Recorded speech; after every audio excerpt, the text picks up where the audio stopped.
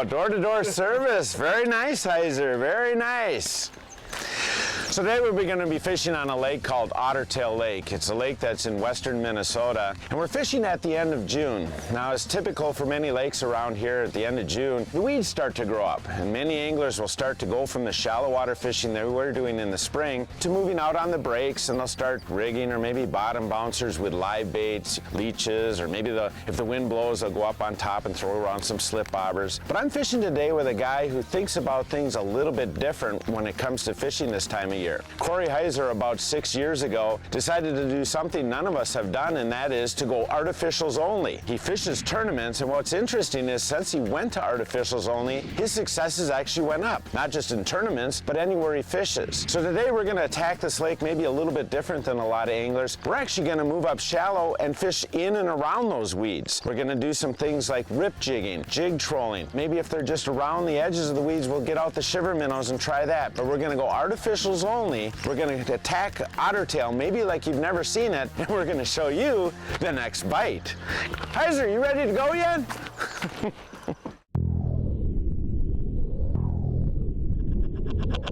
Just looking for the next bite, next bite, next bite. Just looking for the next bite.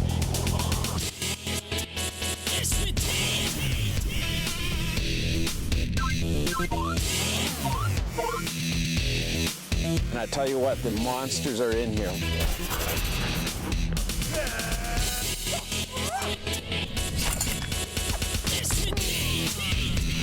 You know, this is a popular fishing area with all these lakes around here.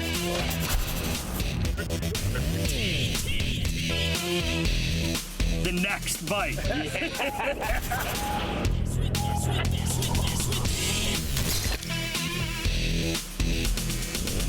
The next bite.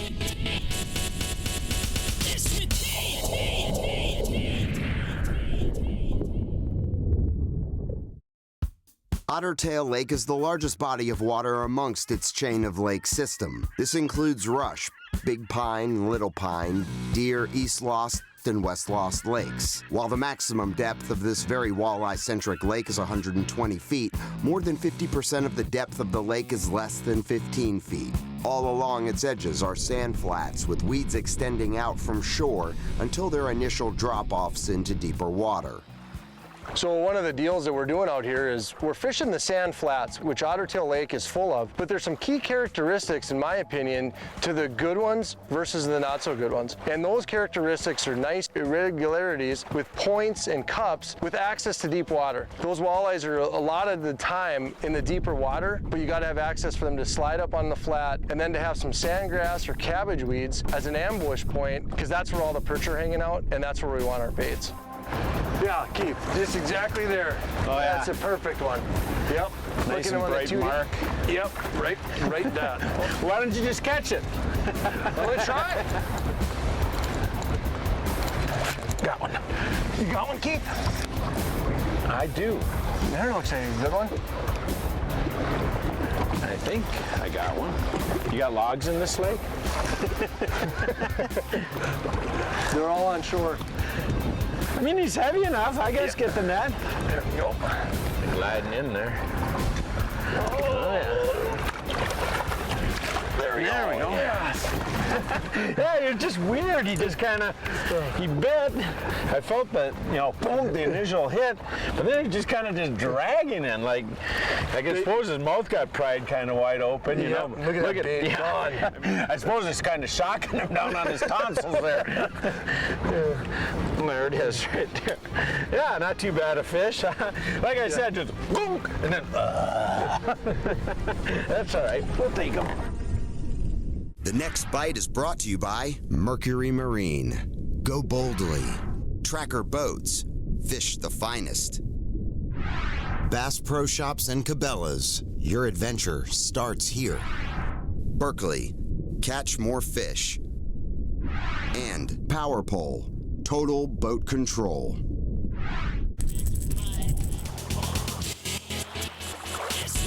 Closed captioning for the next bite is provided by Precision Trolling Data, the authority for crankbait diving depth information. The sand flats framing Otter Tail Lake in Minnesota are expansive to say the least, and not all weeds are proving to be created equal for holding walleye. So this is actually the weeds that we're fishing around. Bigger the better, right? Yep, absolutely. So you can see it's kind of hangs down there, but it's got those leaves, and they kind of get in under this leaf. And at times you can even see those individual leaves, like on the down scan and stuff. So this is the kind of stuff we're looking for. It's whole walleyes. Using your electronics to match fish marks to the various structure is the linchpin to the pattern, which is made up of 2 different techniques depending on the position of the fish. So as Corey mentioned, we're fishing sand flats here, but I think even more than sand flats, we're fishing everything that's around the sand flat too. And what I mean by that is we've been doing a lot of graphing where we come up onto the sand flat, go down into the deep water, come back up, and you want to be watching that whole time, because if the fish happen to be off the edge, you can fish them a different way. For example, if we saw fish down in 20, 25 feet, we'll get out a shiver minnow, cast that up, and try and actually catch those fish that are down there. Now they might be on the way up, and that's fine, but at least we got a shot of them because we saw them on the depth finder. The other thing though that we are going to look for is when we come up on those breaks, we're actually going to look for maybe the clouds of perch that are there, because walleyes like to eat the perch in here, or we might be just trying to find the very edge of the sandgrass or of the cabbage so that we can know we're going to cast a little into that and work it out, because it seems like the edges of those weeds are oftentimes a better place. So here you can see I just came up onto the break, and all of a sudden up at the top of the break you see an obvious suspended fish. This is probably another fish next to it, and then this rougher stuff down here is probably sandgrass. If you move over and pay attention to this little screen here, this is my down scan, you can see those bigger blobs sitting there. That is probably a fish sitting in among the cabbage. Now, do you know for sure? Not for sure, but with that separation I would guess those to be fish. This here might be a good fish laying down there. Again, it shows up on your down scan over here. Typically, once you get out to that 14, 15 feet, you aren't going to see much as far as weeds. As I graph along here, you know, what I'm just running is a regular 2D here. I'm running down scan here, so that just shows you a better separation. It doesn't show you quite as wide, but it shows you real precisely what's down there. And then we are still looking at our side scan, because many times we'll all of a sudden just see a fish hanging off to the side and know we should go over there and pitch that. Try and find something to fish for, and then fish, and you'll be a lot more successful. Got him, Keith. Good one? Even bigger than the last one. You're saying you caught the one you marked, huh? Yeah, absolutely. It's got to be that one over 20 I said.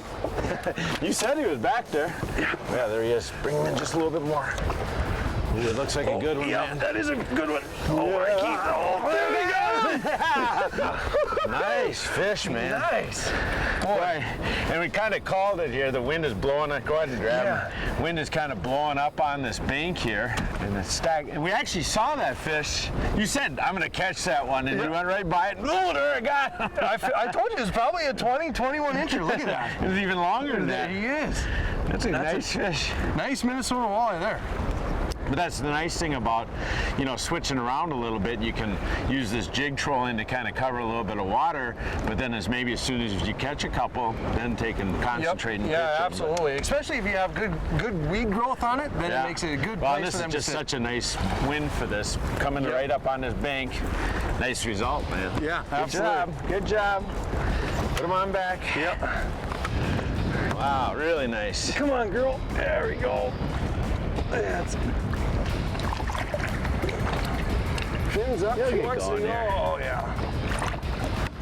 I think she hit it so hard. She's got. Oh, there she goes. Nice. Very nice. Very nice. Perfect.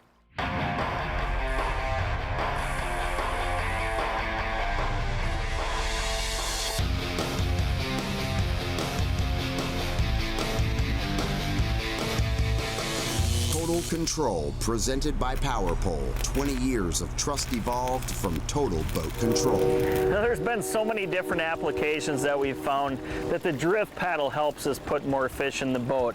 That drift paddle and Power Pole has been a great tool for us for many years. And a lot of times it's going to be in situations where you use a drift sock. You know, maybe you're fishing open water fish with spinners and you want to go real slow, but you have a big wind behind you. It just slows you down. But there's a situation here that I want to talk about as well that we've found where it works really well. It's basically using it almost as a rudder, where you're going to be in a river, pulling upriver, pulling against the current. But you're going to have a lot of times where the wind might be blowing from the back of the boat to the front too. And the first thing that your boat wants to do is spin. So by using that power pole and the drift paddle, it actually acts as a rudder, keeping pressure on the back of the boat so it can't spin as easy. So you can stay on the brake that you want to stay on. So just another great application for the drift paddle that most people wouldn't think of to help you put more fish in the boat throughout the day. It may seem like going completely artificial is counterintuitive at first by limiting your options. Jeez, you almost knocked me over on the hook set. You gotta get the version, dude. However, incredible advancements have been made in just the last few years, as Corey and other tournament anglers are steadily proving in the field. Might have to go to ripping a little harder. They like it popping out of the weeds. And they're just hammering that. I mean, they got it all the way down their throat. Yeah, they like it coming fluttering right back down through the cabbage. Cabbage is good. Either on the weeds. Walleyes love cabbage weeds. There, I got one. I popped it once out the weeds, and then when I went to jig the next time, it was floating down. Let me get on this side here. Artificial baits obviously have their physical advantages, but the mechanics behind the snap jigging technique are also very important for both covering water and catching more walleye. Hey, come on, buddy. Every time he sees that eagle, he's like, nah, I don't think I want to be here. Nice fish, Keith. Awesome. I just kind of pitched it. You said the weed edge was right there. Yeah. I pitched it up there, and I felt the weed kind of get on my jig, so I gave it a hard pop, and it was gliding back down. I felt a whoop, kind of not a real hard tick, but just kind of a. I knew it was a fish because it was moving. Yeah. Little 3.5-inch ripple shad there. Hey, let me see that, Keith. Oh, yeah. See, you got half an eye. That's kind of the key. You can only have like half an eye. Yeah. I see. Well, yeah, that's a.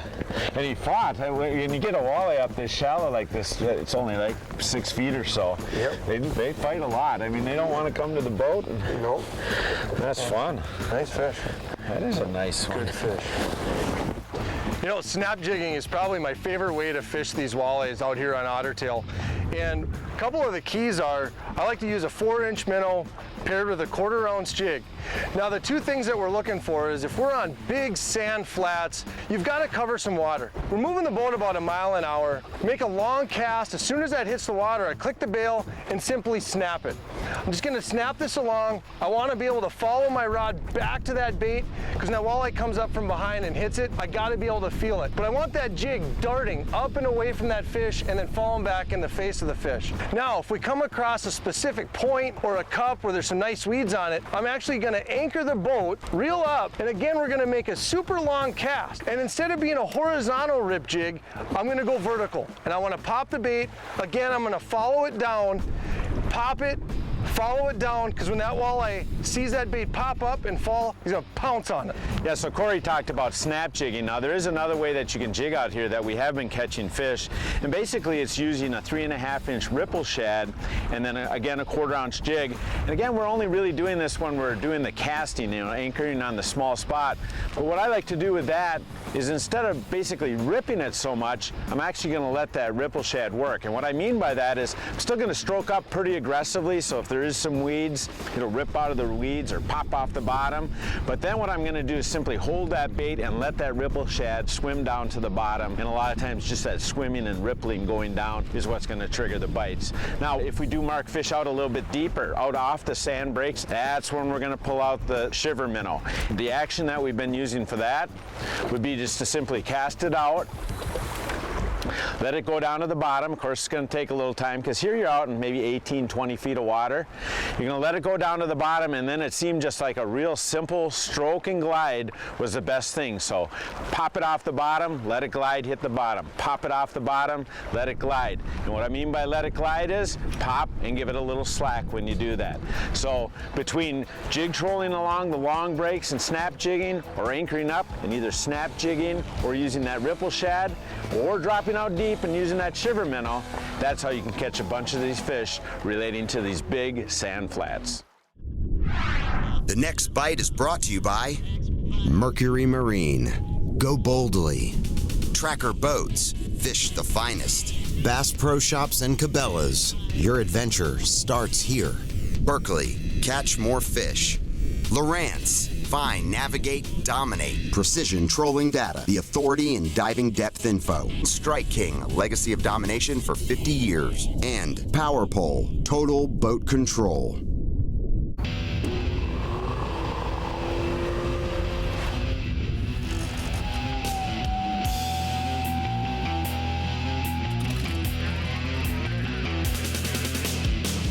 Topics, leading information, and tackle and techniques to make you a better angler. Presented by Mercury.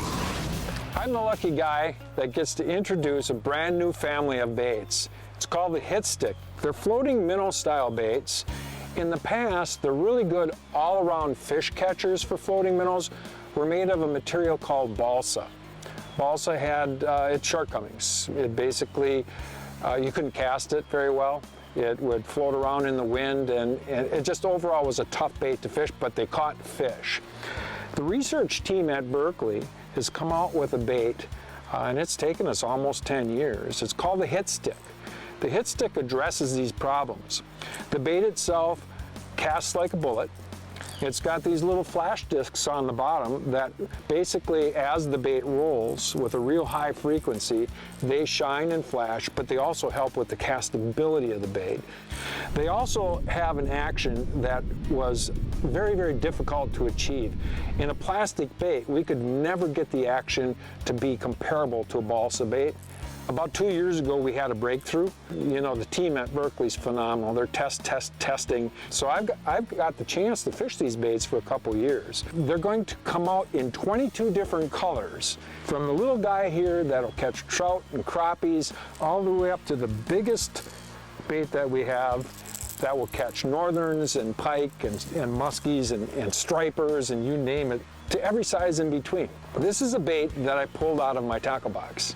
During the Sturgeon Bay Open Tournament, which is the largest bass tournament in the Midwest, up here in the north. This spring, on one cast I caught a 5-pound 3-ounce smallmouth, and on the next cast I caught a 5-pound 7-ounce smallmouth. A lot of 30 and 40 fish days. We've caught many largemouth bass. The research team has caught lots of largies, giant walleyes. We've shot some shows with giant walleyes. So overall, this is a line of baits. It's called the Hit Stick. By the time you see this show, it'll be a few months before you can get them in your hands. They are definitely better than balsa baits.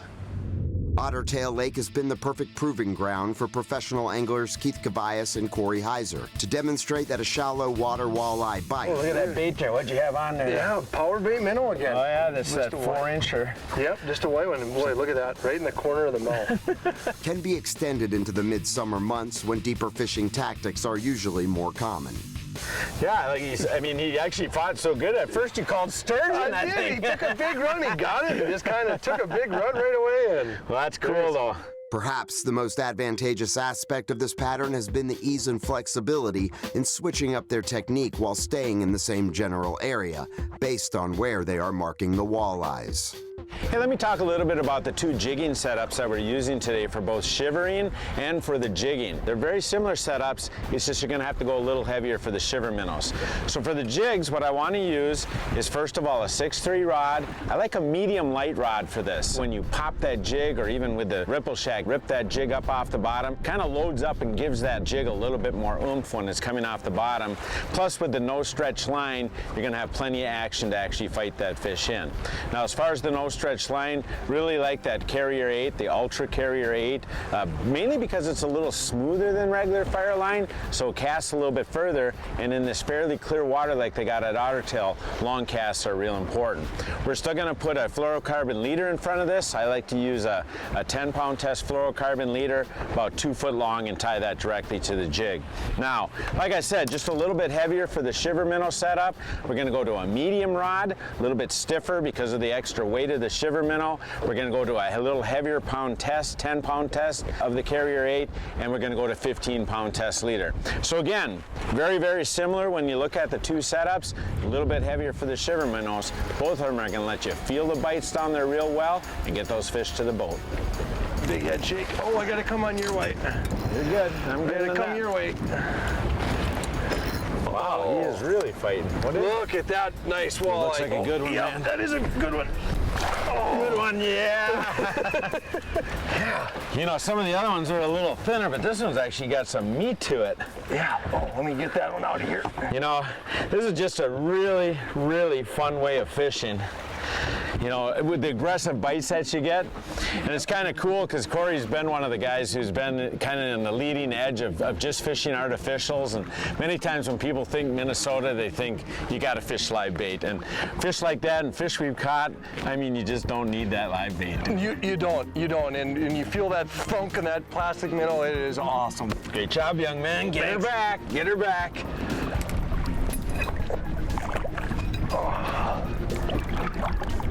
Very nice. Woo! Well, you know, I can't blame the host, but my feet are bigger than the space I had, so I decided to walk on the tip. So the way we do this on the next bite is when we have our guests on, we really treat them like kings, you know. Here you go, Corey, I got lunch for you. Yeah, well, we try to make our guests happy. We work so hard at the next bite, it's almost pathetic. Work, work, work. Corey? That one of them red-eyed crappies? This is good table fare for guys from Wisconsin. Oh, subtraction. That's addition by subtraction is what that is. Yeah, he stopped. Oh, look at it. What is he? Oh, I don't know. sturgeon. Sturgeon. Hey, you got a better chance now because you're going to be able to fish for about a half hour with me tied up. I thought we'd catch at least one of these. You said they were in here, and I guess I just didn't even think about sturgeon being in here. Yeah, I think he'd be tired out by now. Of course, I'm talking about you. Yeah. Goodbye. You're just too big.